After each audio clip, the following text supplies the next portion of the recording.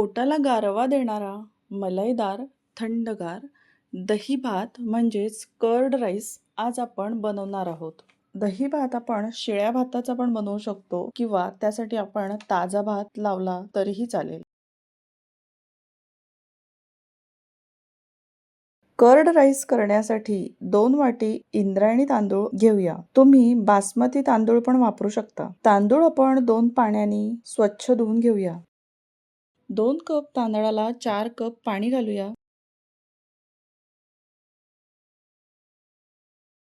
चवीनुसार मीठ घालूया. 1 चमचा देशी गाईचं तूप घालूया.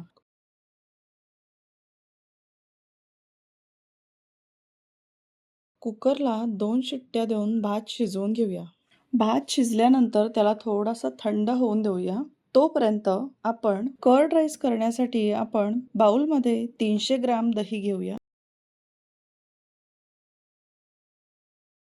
यामध्ये चवीनुसार मीठ घालूया. 1 चमचा पिठी साखर घालूया. साधी साखर घातली तरीही चालेल. यामध्ये आपण 2 चमचे दुधावरची ताजी जाडसर साय घालूया. त्यामुळे दही भात आणखीनच चवदार लागतो.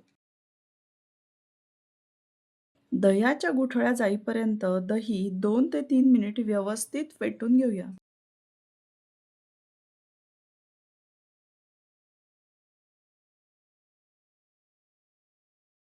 आता आपण कर्ड राईससाठी चुरचुरीत खमंग फोडणी तयार करूया. गॅसवर पॅन ठेवूया. गॅसची फ्लेम मिडियमवर ठेवूया. पॅनमध्ये 2 चमचे साजूक देशी गाईचं तूप घालूया. 8 ते 10 काजू मीडियम फ्लेमवर खरपूस भाजून घेऊया.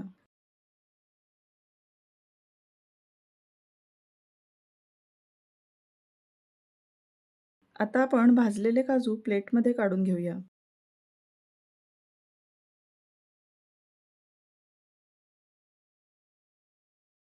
आता पॅनमध्ये आपण एक छोटी वाटी शेंगदाणे घालूया. तुपात खरपूस भाजून घेऊया.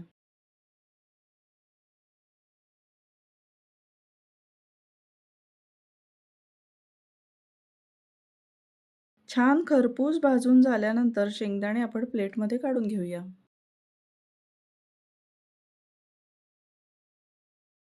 गरज वाटली तर पॅनमध्ये आपण आणखी 1 चमचा तूप घालूया. तुपावर मी 2 सांडग्या मिरच्या दही भातासोबत खाण्यासाठी भाजून घेत आहे. गॅसची फ्लेम आता लो करूया. पॅनमध्ये आता पाव चमचा मोहरी घालूया. पाव चमचा जिरे घालूया.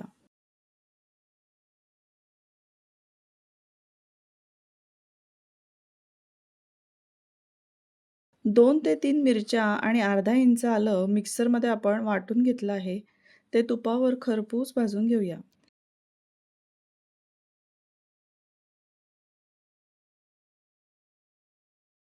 आता पॅनमध्ये 1 चमचा उडीद डाळ घालूया. बारीक गॅसवर छान परतवून घेऊया.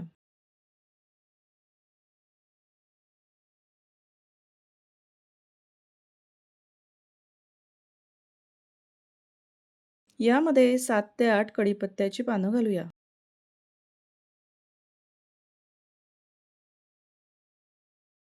एक छोटा चमचा हिंग घालू.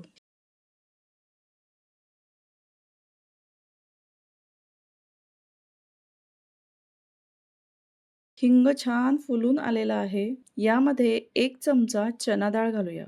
चना डाळ मी 1 तासभर आधी पाण्यात भिजवून घेतली आहे. म्हणजे ती लगेचच भाजली जाईल. खूप छान खमंग असा तडका तयार आहे.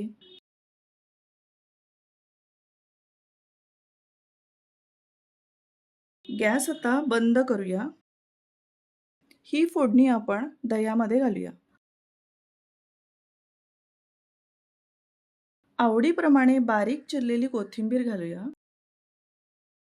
भाजलेले काजू, भाजलेले शेंगदाणे दह्याच्या मिश्रणामध्ये घालूया. सगळं व्यवस्थित मिक्स करूया. आवडीप्रमाणे डाळिंबाचे दाणे घालूयात.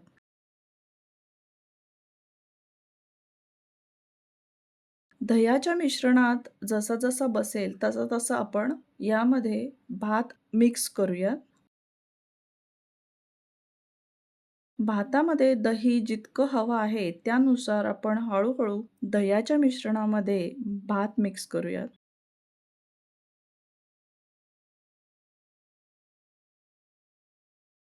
दही भात आपण आवडेल तसा थंडगार सर्व्ह करू शकतो. पोटाला थंडावा देणारा दही भात सर्व्हिंगसाठी तयार आहे.